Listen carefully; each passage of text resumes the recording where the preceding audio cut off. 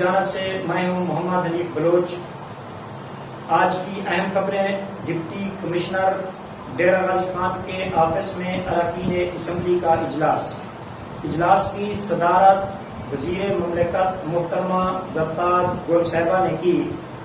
اجلاس میں مشیر وزیر اعلیٰ پنجاب محمد حنیف خان قطافی، MLA خواجہ شہراز محمود، اراکین صوبائی اسمبلی محترمہ شہینہ نجیب کھوسہ، خواجہ محمد داؤد سلیمانی اور سردار جاوید اختر خان لنڈ نے شرکت کی۔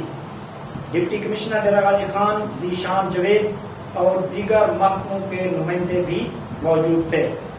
اراکین اسمبلی نے ضلعی افسران کو ہدایات جاری کی کہ عید کے ایام میں بجلی کی لوڈ شیڈنگ نہیں ہونی چاہیے۔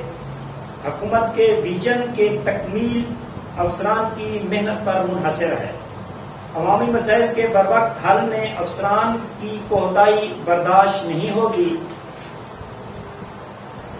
سیم نالوں، نہروں کی بحال صفائی پر پیش رفت سے آگاہ رکھا جائے۔ کورونا کی چوتھی لہر شدید ہے، ہر شخص ویکسین لگوائے۔